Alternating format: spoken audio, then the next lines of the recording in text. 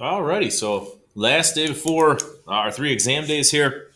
Make sure you've read the little information note I posted on your classroom to know when you're supposed to take your exams for various online or part online students or whatever. Make sure you've read that. If you have any questions, contact me, email me, message me, whatever works there for you.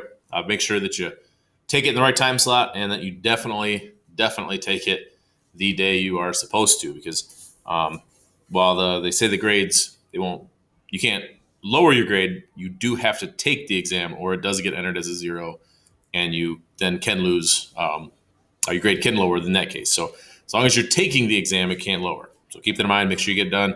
If you're having any issues, problems, whatever, contact me immediately when you're having problems. Send me an email that day or whatever. Like that during that hour, and we can work with it.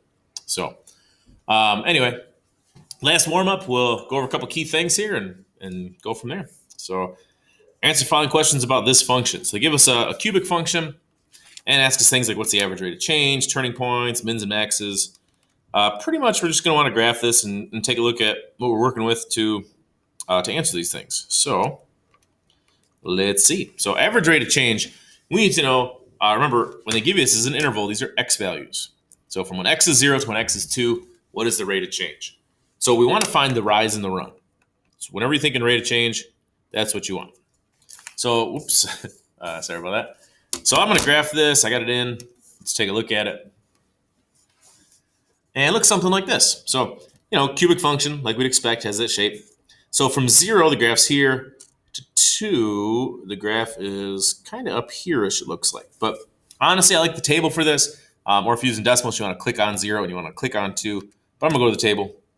So at 0, I'm at 2. And at 2, I'm at 6. So basically, here's the idea. We're starting here, and we're going to here, and they want to know what's the rate of change. Now, when we think of that, the rise, that's the y value. It's going from 2 to 4, so it's going up 4.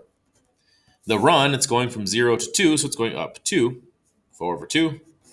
Rate of change is 2. And that actually does make sense here, because when you look at this graph, you're here to roughly here, that rate of change of 2 does make sense. Okay, we're not talking about what the graph does in between. It's talking about average rate of change. From this point to this point, it's definitely an increase. So 2 makes sense.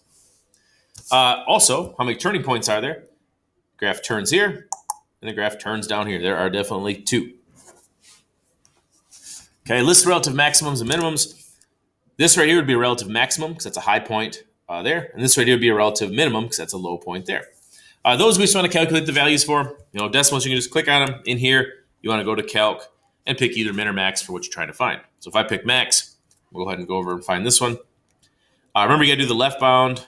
Whoops, so we go to the left, press enter. You go to the right, press enter, and then guess, you put it nearby. And these are pretty often kind of weird coordinates. So I'm going to say this maximum's at negative 1.05 and 9.03. Usually kind of expect weird decimals for that. It's sort of normal. Then we'll do the same thing over here for the minimum. So minimum, cursor on over. So it's down here. So left bound, we're good there. Right bound, we move past it. And then we guess. And you'll notice the minimum, same x value, just positive. And y value minus 5.03. So there we go. Min and max found through the calculator. Again, decimals, you just click on them, they snap right to it. It's a lot easier. X-intercepts. 1, 2, 3 of them. We need their coordinates, also from the calc menu. So they're called zeros, because that's when the graph is at 0. And you do the same left bound and right bound moves here. So again, left bound, enter. Go past it to the right, enter, guess. And it's going to, sometimes it'll say this. This does just mean 0 whenever you have like E negative 12 or whatever, E negative 10, something like that. So anyway, this 0 is at negative 1.92. And then I'll just repeat it for these other 2 zeros to get those. Cursor on over, left, right, enter. So 0.20. And then our last one, rinse and repeat here. So left, right, and enter. 1.72. Okay, so perfect. So just really a bunch of different calculator skills you should be able to do, ranging from finding specific coordinates, identifying turning points, using a table or using values to find rate of change. All stuff just kind of covering all our chapters here. All right. Good luck on that exam.